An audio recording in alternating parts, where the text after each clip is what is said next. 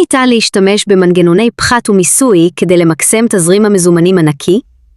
איך מביאים בחשבון את רמת האינפלציה כאשר בוחרים את העיתוי האופטימלי למכירת ציוד?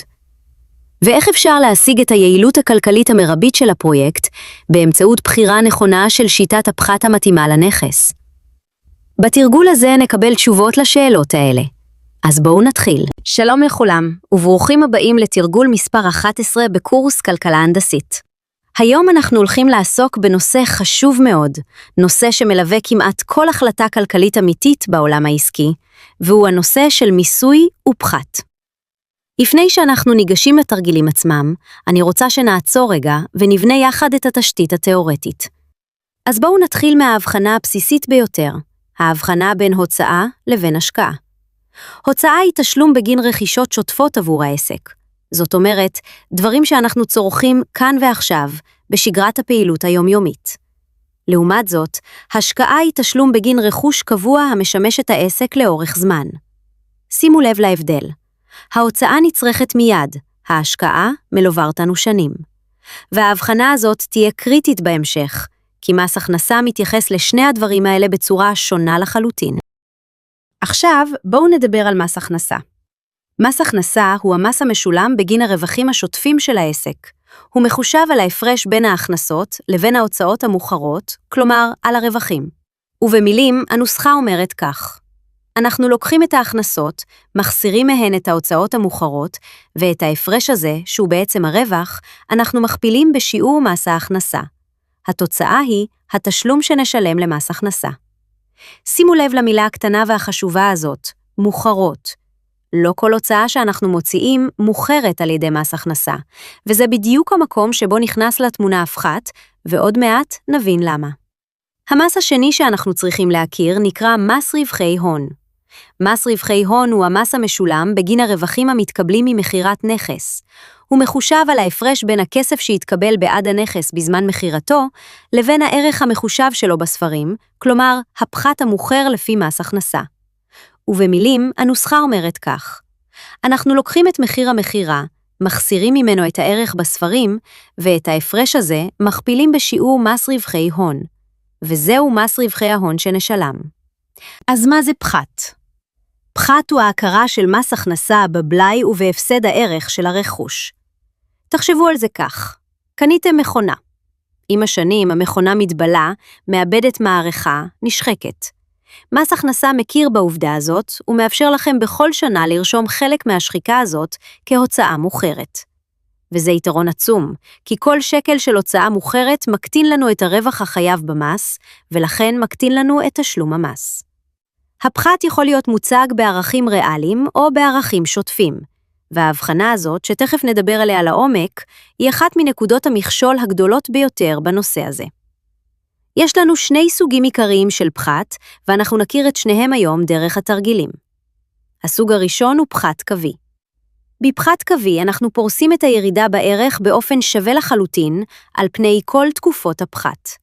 הנוסחה אומרת כך: הפחת השנתי שאותו נסמן באות D שווה למחיר הקנייה חלקי מספר תקופות הפחת. כלומר, אם קנינו נכס ב1,000,000 שקל, ומס הכנסה פורס את הפחת על פני 10 שנים, אז בכל שנה הפחת שלנו יהיה 1,000,000 חלקי 10, כלומר 100,000 שקל בשנה, אותו סכום בדיוק בכל שנה. זה הקווי שבפחת הקווי, קו ישר, קצב אחיד. הסוג השני הוא פחת מואץ. כאן התשלום למס הכנסה מופחת בצורה גדולה יותר בשנים הראשונות לקניית הנכס, והפחת הוא משתנה. בהתחלה אנחנו רושמים פחת גבוה, ולאחר מכן פחת נמוך יותר. הרעיון מאחורי זה הוא לאפשר לעסק ליהנות מהטבת המס מוקדם ככל האפשר. כי כסף היום, כפי שאנחנו כבר יודעים בקורס הזה, שווה יותר מכסף מחר. ועכשיו, אחרי שהבנו את הפחת, אני יכולה לחזור לשאלה ששאלתם קודם. מה זה ערך בספרים? הערך בספרים הוא הערך של שווי הנכס מבחינת מס הכנסה. הערך הזה מגלם את הסכום מהקרן שעליו עדיין לא דיווחנו את הפחת. תחשבו על זה כך: קנינו נכס במחיר מסוים, וזה הערך ההתחלתי שלו בספרים. בכל שנה אנחנו מורידים ממנו את הפחת, אז ככל שעובר הזמן, הערך בספרים יורד ויורד, כי אנחנו מנצלים את הפחת בהדרגה. הערך בספרים הוא מה שעדיין נשאר, החלק שעליו עוד לא דיווחנו פחת, וזה בדיוק הערך שאנחנו מחסירים ממחיר המכירה, כשאנחנו מחשבים את מס רווחי ההון. עכשיו נגיע למושג שהוא הלב של כל התרגילים שנפתור היום, הערך השרידי הנקי. כשאנחנו בונים תזרים מזומנים ואנחנו מוכרים נכס בסוף התקופה, אנחנו לא יכולים להכניס לתזרים את כל מחיר המכירה. למה? כי על הרווח שלנו מהמכירה אנחנו צריכים לשלם מס רווחי הון. לכן בתזרים המזומנים יש להכניס את הכסף המתקבל בעקבות מכירת הנכס נקי, כלומר לאחר שהפחתנו ממנו את מס רווחי ההון. ואני רוצה לתת לכם את סדר הפעולות, את המתכון, שיעזור לכם בכל תרגיל מהסוג הזה. קודם כל, אנחנו לוקחים את מחיר הקנייה שנסמן באות P. אחר כך, אנחנו מחשבים את הפחת שנסמן באות D. אנחנו רושמים את זמן המכירה שנסמן באות N.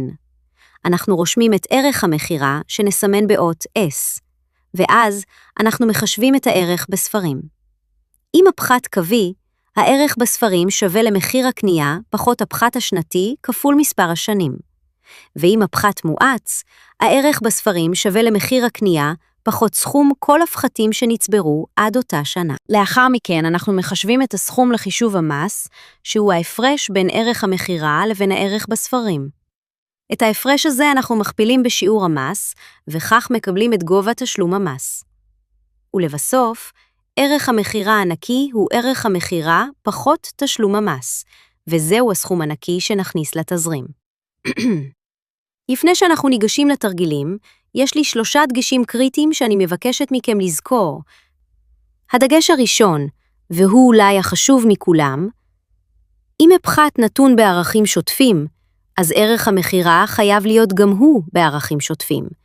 ואם ערך המכירה נתון בערכים ריאליים, אנחנו חייבים להעמיס עליו את האינפלציה לפי מספר התקופות כדי להפוך אותו לשוטף. וכמובן, גם ההפך נכון. למה זה כל כך חשוב? כי אי אפשר לחבר ולחסר בין ערך ריאלי לערך שוטף. אלה 2 עולמות שונים, וערבוב ביניהם ייתן לנו תשובה שגויה לחלוטין. שמרו על אחידות, או הכל שוטף, או הכל ריאלי. הדגש השני, שימו לב למצבים שבהם מס הכנסה הפסיק להכיר בפחת. במצבים כאלה, הערך בספרים שווה 0, וזה משנה לגמרי את החישוב, כי אז כל סכום המכירה הופך להיות רווח, ועליו כולו נשלם מס. נראה את זה בתרגיל השלישי. והדגש השלישי, במקרים של מכירת מבנה, יש לשים לב האם מס הכנסה מכיר גם בפחת על הקרקע, או רק על המבנה. בדרך כלל מס הכנסה אינו מכיר בפחת על קרקעות, כי קרקע, בניגוד למבנה, לא מתבלה. נראה את זה בתרגיל השני, וזה דורש טיפול מיוחד. ובכן, חימשנו את עצמנו בתיאוריה. עכשיו בואו נראה איך כל זה עובד בפועל. נתחיל בתרגיל הראשון שעוסק בפחת קווה. הסיפור הוא כך. יזם קנה מלון להשקעה בסכום של 15 מיליון שקל. לאחר 5 שנים הוא החליט למכור את הנכס בסכום של 15 מיליון שקל, אבל שימו לב, בערכים ריאליים. נתון לנו שהריבית האינפלציונית היא 3% לשנה. נתון ששיעור מס ההכנסה ומס רווחי ההון הוא 25%. ומס הכנסה מכיר בפחת קווי של 2.5% לשנה בערכים שוטפים. ונדרש מאיתנו לחשב את הערך השרידי הנקי שיקבל בעל הנכס לאחר מכירתו. אז בואו נעצור רגע ונחשוב. מה הדבר הראשון שאנחנו שמים לב אליו? הפחת נתון בערכים שוטפים, אבל ערך המכירה נתון בערכים ריאליים. זוכרים את הדגש הראשון שלי? אי אפשר לערבב. אז הצעד הראשון שלנו חייב להיות ליישר קו ולהביא את שני הערכים לאותו עולם. אנחנו נבחר להעמיס את האינפלציה על ערך המכירה ולהפוך אותו לערך שוטף. איך עושים את זה? אנחנו לוקחים את ערך המכירה הריאלי, שנסמן S ריאלי, ומכפילים אותו בביטוי 1 ועוד הריבית האינפלציונית בחזקת מספר השנים. במילים, S שוטף שווה ל-S ריאלי כפול, סוגריים, 1 ועוד 3% סוגריים, בחזקת 5. וכשאנחנו מציבים, זה 15 מיליון כפול 1.03 בחזקת 5, ומקבלים 17.39 מיליון שקל. אז עכשיו ערך המחירה שלנו הוא 17,390,000 שקל בערכים שוטפים. יפה. עכשיו אנחנו בעולם אחד. הכל שוטף. הצעד הבא הוא לחשב את הפחת. הפחת הוא פחת קווי, ושימו לב לפרט קטן וחשוב. נתנו לנו 2.5% לשנה. אם בכל שנה אנחנו מפחיתים 2.5%, אז כמה שנים ייקח להפחית את כל 100%? 100 חלקי 2.5 זה 40 שנה. אז הפחת פרוס על פני 40 שנה. עכשיו נחשב את ערך הפחת השנתי בערכים שוטפים.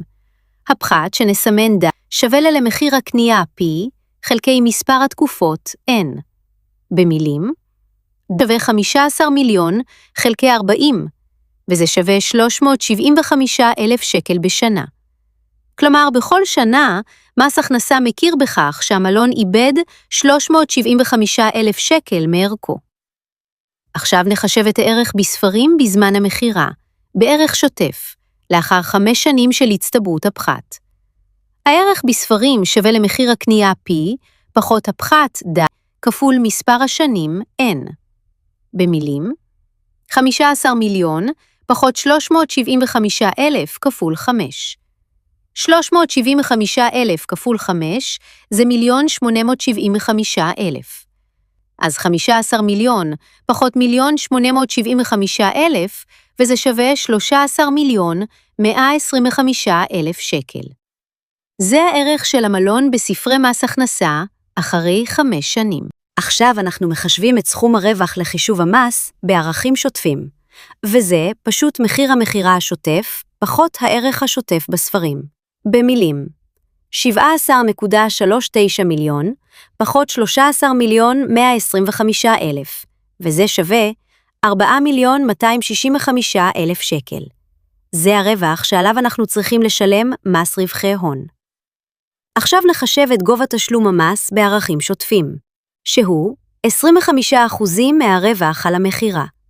במילים, 25% כפול 4,265,000, וזה שווה בערך 1,060,000 שקל.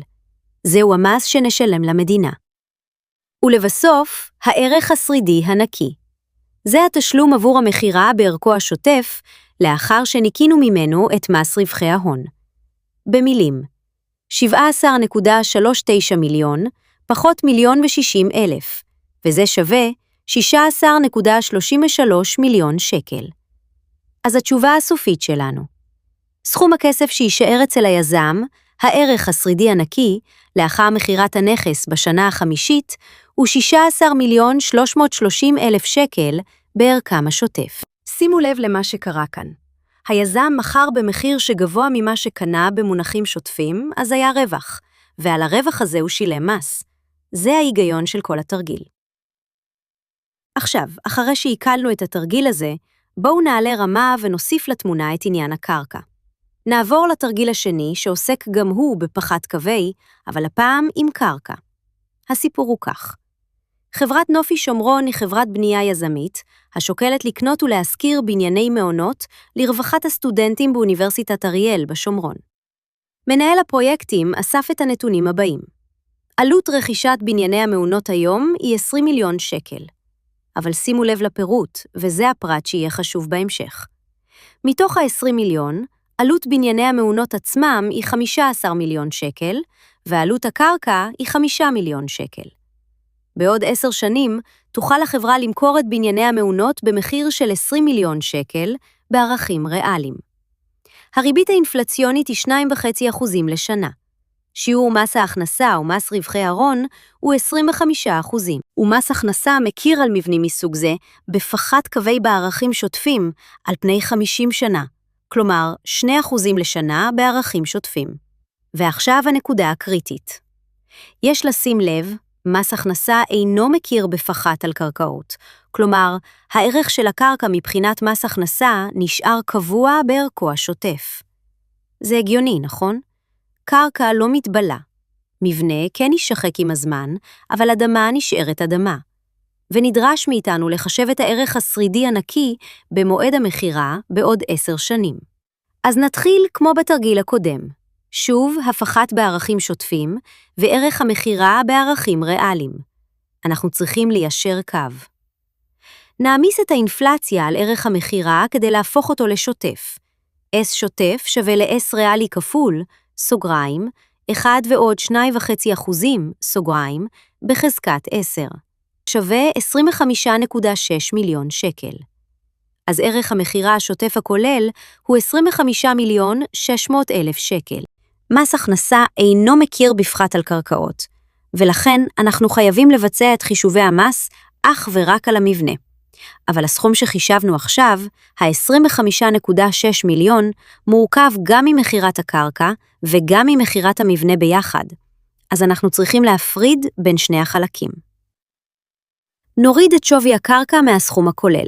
25.6 מיליון פחות 5 מיליון של הקרקע, וזה שווה 20.6 מיליון שקל. אז 20,600,000 שקל זה החלק שמיוחס למבנה בלבד, וזה החלק שעליו נחשב את המס. עכשיו נחשב את גובה תשלום המס בערכים שוטפים, 25% מהרווח.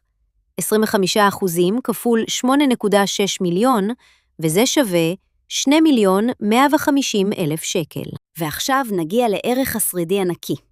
וכאן צריך לשים לב ולא לשכוח את הקרקע.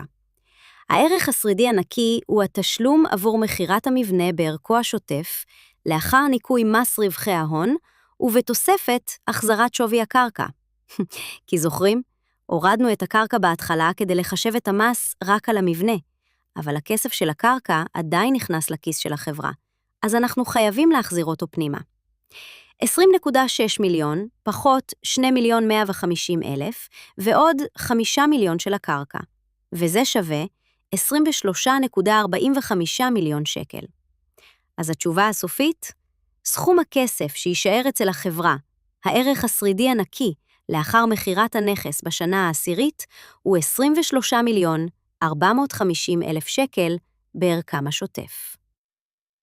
אני רוצה שתשימו לב למבנה של התרגיל הזה, כי הוא מאוד אופייני. בכל פעם שיש קרקע, אתם מורידים אותה כדי לחשב את המס רק על מה שמתפחת, ואז מחזירים אותה בסוף. תזכרו את התנועה הזאת.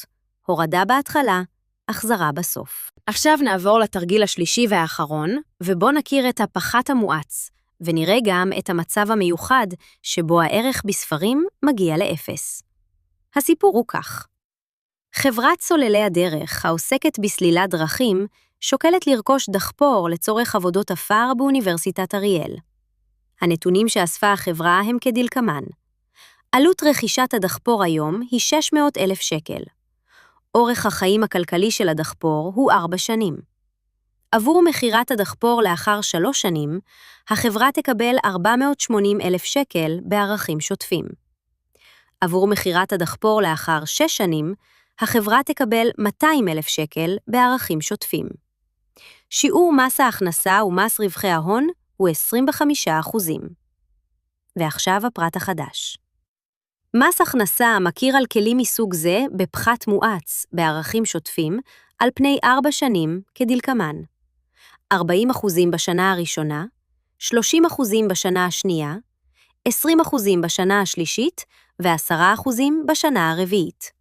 שימו לב, סך הכל האחוזים מסתכמים ל100%, וזה תמיד צריך לקרות בפחת. בסוף הכל אנחנו מפחיתים את מלוא ערך הנכס, ונדרש מאיתנו 3 דברים.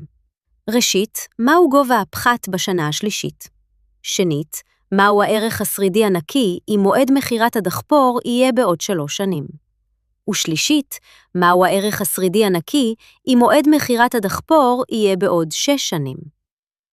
בואו נתחיל מהחלק הראשון, גובה הפחת בכל שנה. כאן הפחת לא אחיד כמו בפחת קווי, אלא משתנה לפי האחוזים שנתנו לנו. אז נבנה את זה שנה אחרי שנה. בשנה הראשונה הפחת הוא 40% מתוך 600,000. 600,000 כפול 40% זה 240,000 שקל. ואם נסכום את הכל, 240 ועוד 180 ועוד 120 ועוד 60, נקבל בדיוק 600,000 שקל, שזה 100% מערך הדחפור. נהדר. אז התשובה לחלק הראשון, גובה הפחת בשנה השלישית הוא 120,000 שקל. עכשיו נעבור לחלק השני. הערך השרידי הנקי, עם מועד מחירת הדחפור, יהיה בעוד 3 שנים. קודם נחשב את הערך בספרים בזמן המחירה בערך שוטף, לאחר 3 שנים של הצטברות הפחת. בפחת מואץ, הערך בספרים שווה למחיר הקנייה, פחות סכום כל הפחתים שנצברו עד אותה שנה. 600,000 פחות, בסוגריים, 240,000 ועוד 180,000 ועוד 120,000. הסכום בסוגריים הוא 540,000, אז 600,000 פחות 540,000, וזה שווה 60,000 שקל. זה הערך בספרים אחרי 3 שנים. עכשיו נחשב את סכום הרווח לחישוב המס בערכים שוטפים. וזה מחיר המחירה השוטף של הדחפור, פחות הערך השוטף בספרים. 480,000 פחות 60,000, וזה שווה 420,000 שקל. עכשיו נחשב את גובה תשלום המס, 25% מהרווח. 25% כפול 420,000, וזה שווה 105,000 שקל. ולבסוף, הערך השרידי הנקי, התשלום עבור המחירה בערכו השוטף לאחר ניכוי מס רווחי ההון, 480,000 פחות 105,000, וזה שווה 375,000 שקל. אז התשובה לחלק השני, סכום הכסף שישאר אצל החברה, הערך השרידי הנקי לאחר מחירת הדחפור בשנה השלישית, הוא 375,000 שקל בערכם השוטף. ועכשיו נגיע לחלק השלישי, וזה החלק שהבטחתי לכם בהתחלה, המצב שבו הערך בספרים מגיע לאפס. הערך השרידי הנקי, אם מועד מחירת הדחפור יהיה בעוד 6 שנים, נתחיל שוב מחישוב הערך בספרים בזמן המחירה, בערך שוטף, לאחר 6 שנים של הצטברות פחת. הערך בספרים שווה למחיר הקנייה, פחות סכום כל הפחתים.